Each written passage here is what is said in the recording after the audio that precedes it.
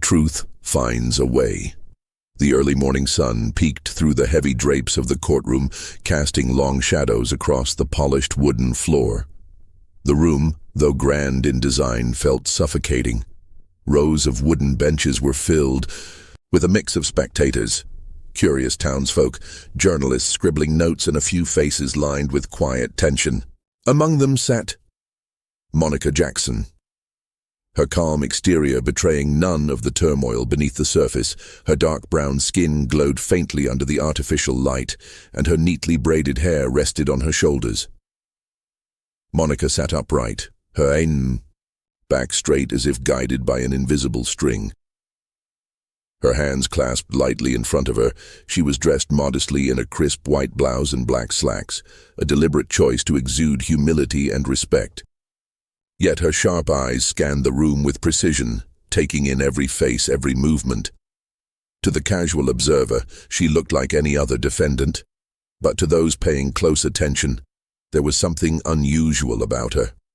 A quiet intensity that seemed out of place for someone accused of a violent crime.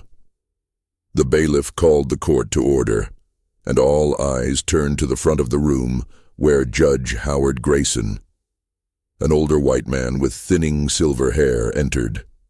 He carried an air of authority, though his face betrayed a weariness that came from years of presiding over cases he'd rather forget. This one, however, seemed to ignite a spark of interest in him.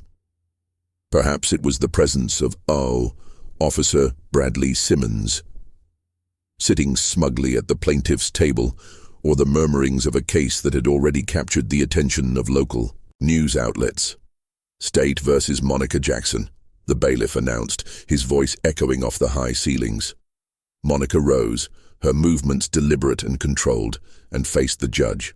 The whispers in the room grew louder as people craned their necks for a better view. Officer Simmons leaned back in his chair, his expression one of confidence, almost amusement. Dressed sharply in his police uniform, the officer exuded the kind of arrogance that comes from years of unquestioned authority. Monica's lawyer, Benjamin Carter, a young black attorney fresh out of law school, shuffled nervously through his notes. He glanced at Monica, hoping to find reassurance in her face, but she didn't return the look. Her eyes remained fixed on the judge, her expression unreadable. "Your Honor," Benjamin began, his voice wavering slightly, "we are prepared to proceed." The judge nodded, his gaze shifting to Simmons. "Officer Simmons, you may take the stand." The officer rose, every movement exaggerated as if he were performing for an unseen audience. He adjusted his uniform before making his way to the witness stand, pausing briefly to glance at Monica. His smirk was faint but unmistakable, a predator sure of his prey. As he took the oath, Monica studied him. She observed the way his fingers fidgeted slightly, the subtle shift in his posture as he sat down. These were details most would overlook, but Monica catalogued them with the precision of someone trained to read body language. She didn't flinch, didn't move, as Simmons began to speak. The testimony.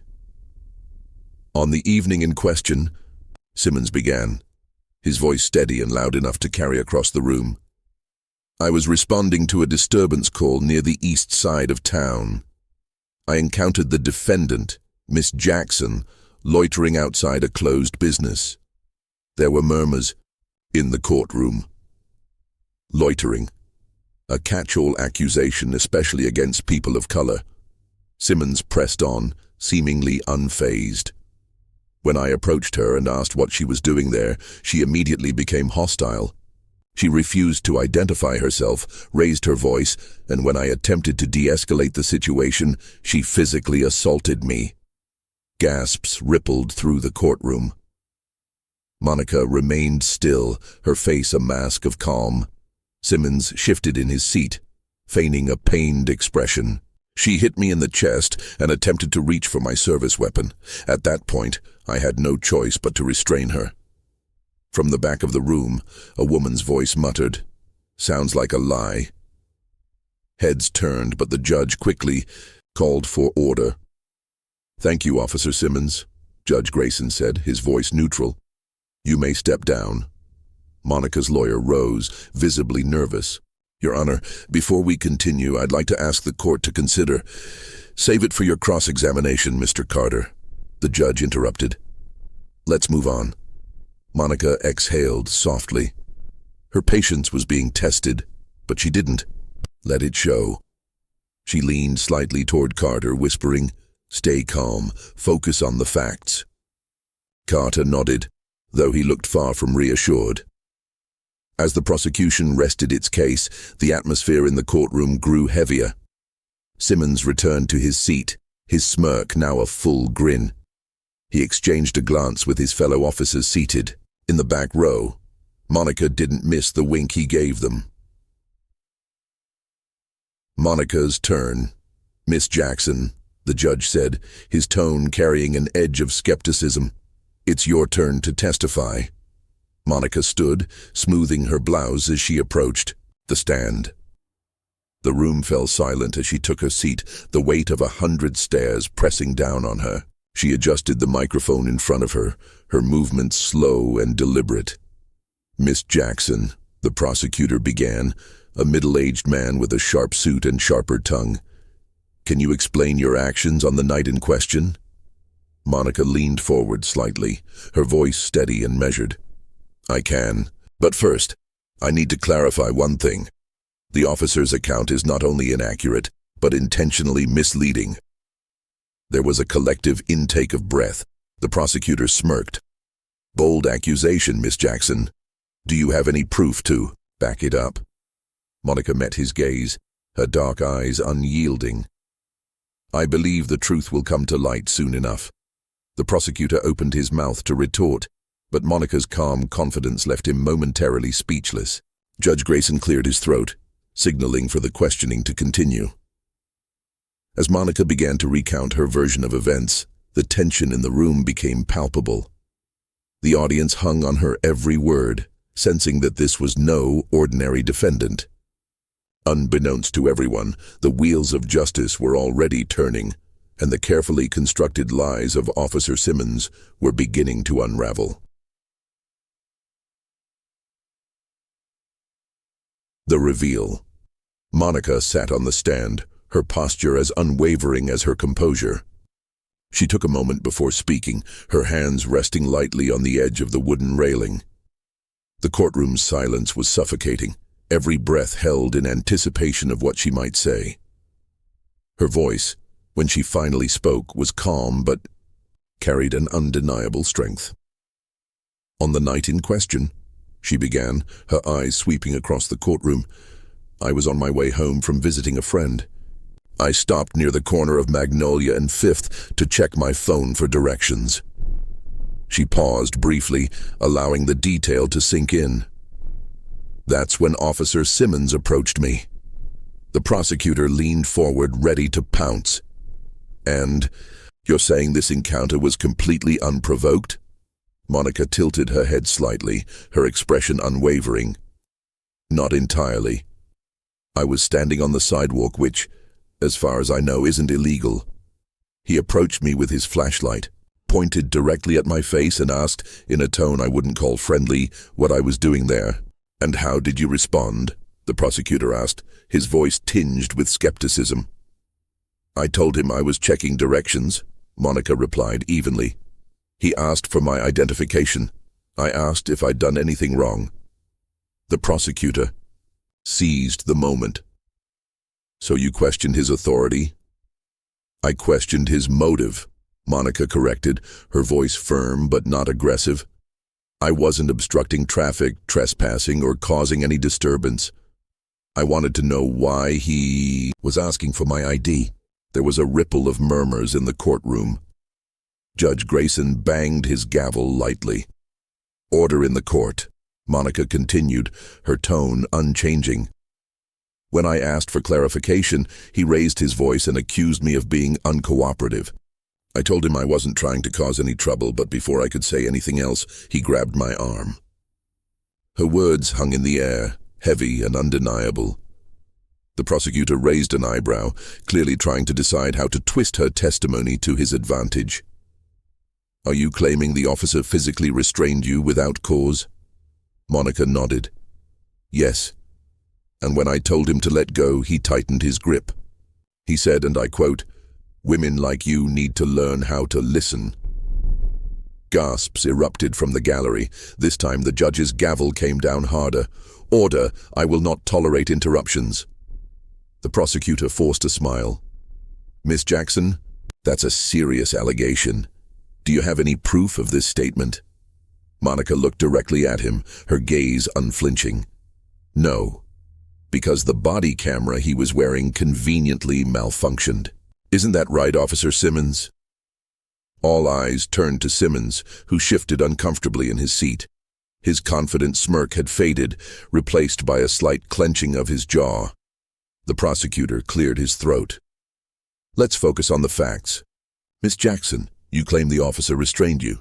What happened next? Monica folded her hands in her lap, her voice steady despite the weight of the moment. I told him I didn't consent to being touched and asked him to let me go. He didn't. Instead, he accused me of resisting arrest, even though I hadn't moved. When I tried to pull my arm away, he slammed me against the patrol car.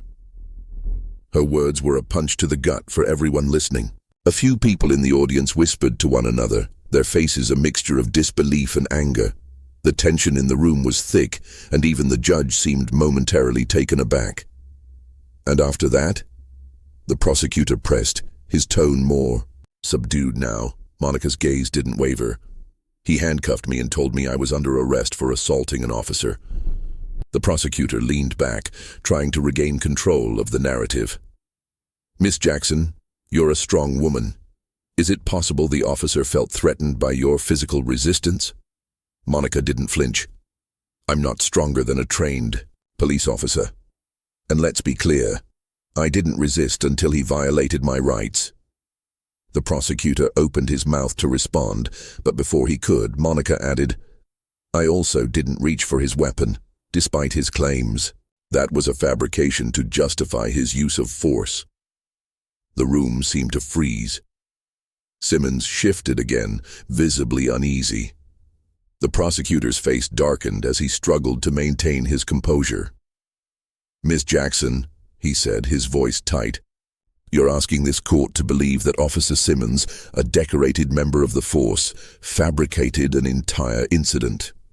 Do you have anything to back up your version of events? Monica smiled faintly, a subtle but powerful shift in her demeanor. The truth always has a way of revealing itself, counselor. You'll see soon enough. The judge leaned forward. Miss Jackson, are you implying there is evidence the court has not yet seen? Monica's lawyer, Benjamin Carter, stood quickly. Your Honor, we intend to submit additional evidence during the proceedings. The prosecutor scoffed. More stalling tactics, Your Honor. If the defense had anything substantial, they would have presented it already. Monica turned to face the judge. Your Honor, the truth takes time, but I promise you this. When it comes out, it will be undeniable. The judge studied her for a moment, his expression unreadable. Finally, he nodded. Very well, we'll recess for today. Court will reconvene tomorrow at 9:00 a.m. As the gavel came down, the courtroom erupted into whispers. Monica rose from the stand, her movements calm and deliberate. She walked past Officer Simmons, who avoided her gaze, and joined her lawyer at the defense table. Are you sure about this? Carter whispered, his voice filled with doubt. Monica placed a hand on his arm, her grip steady and reassuring. Trust me, Ben. Tomorrow the truth will speak louder than anything Simmons could ever say. As she walked out of the courtroom, the murmurs of the crowd followed her, a mix of curiosity and speculation. Outside, the sun was setting, casting the town in a warm, golden glow. Monica paused on the courthouse steps, her eyes scanning the horizon. The fight was far from over, but she was ready. She had always been ready. The next morning. The courthouse loomed in the pale gray light of dawn, its imposing facade casting long shadows over the bustling crowd that had gathered on the steps. News of the trial had spread quickly overnight, whispers turning into a roar of speculation. The gallery was filled with spectators, journalists scribbling in notepads, community members eager to see justice, and Simmons's fellow officers, who lined the back row in a silent show of support for their comrade. Inside, the courtroom hummed with anticipation, the atmosphere tense and electric. Monica sat at the defense table, her expression calm but focused. Her navy blue blazer and neatly pressed white shirt gave her a commanding presence, one that seemed to silence the room even before the judge entered. Beside her, Benjamin Carter flipped through his notes, his nerves betrayed by the subtle tapping of his pen against the table. "Are you ready for this?"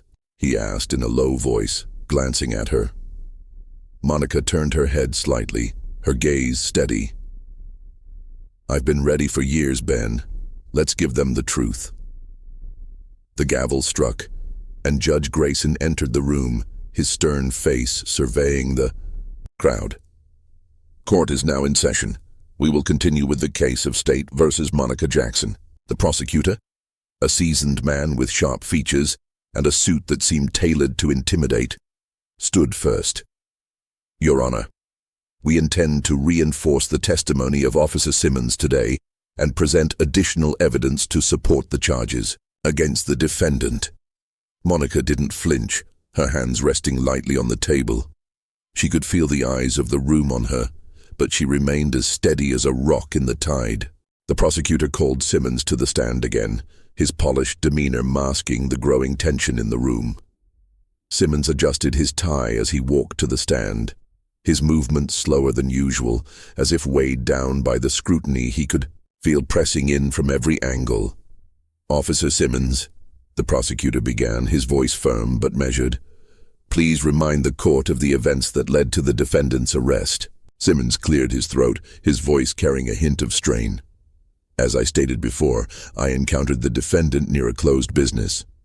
She was acting suspiciously, refused to identify herself, and became physically aggressive when I attempted to question her." "And you stand by your account of her behavior?" the prosecutor pressed. "I do," Simmons replied, his eyes flicking toward Monica for the briefest of moments. The prosecutor nodded, satisfied. "Thank you, Officer Simmons. No further questions." Benjamin rose slowly, his expression unreadable. He adjusted his tie and approached the stand with deliberate steps, each one echoing in the silent courtroom. "Officer Simmons," Benjamin began, his voice calm but carrying an edge that made Simmons shift slightly in his seat. "You testified that my client became aggressive and attempted to reach for your weapon. Is that correct?" "That's correct," Simmons replied, his voice steady, but his posture rigid. "And yet," Benjamin continued, "you also stated that your body camera malfunctioned during the incident. Convenient, wouldn't you say?" Simmons's jaw tightened. "It was an unfortunate coincidence. Equipment malfunctions happen." "Of course they do," Benjamin said, nodding slightly. "But you've been on the force for what, 10 years? How often has your body camera malfunctioned during an arrest?" Simmons hesitated, his eyes narrowing. "Not often. But it happened this time." Benjamin pressed. "During an arrest where you claimed the defendant behaved so aggressively that you feared for your safety?" "Yes," Simmons said, his voice hardening. Benjamin turned, pacing slowly in front of the jury. "And is it also a coincidence, Officer Simmons, that a witness in the area captured part of this encounter on their phone?" The courtroom erupted into whispers, the gallery leaning forward as if they could will the evidence into existence. Judge Grayson struck his gavel, demanding order. "Mr. Carter," the judge said, his voice sharp, "if you have evidence, present it." Benjamin returned to the defense table, retrieving a USB drive. "Your Honor, the defense submits video evidence recorded by a bystander during the arrest." The prosecutor shot to his feet. "Your Honor, this is highly irregular. The defense should have submitted this earlier." Sit down, Judge Grayson interrupted, his tone leaving no room for argument. Let's see the footage. The bailiff took the drive and inserted it into the courtroom's media system. The screen on the wall flickered to life, and the room fell into a heavy silence. The footage was shaky, the angle partially obscured by the frame of a car window, but the audio was clear. Simmons's voice rang out, sharp and commanding. "Don't make this harder than it needs to be," he said, his hand gripping Monica's arm. Her voice followed, calm but firm.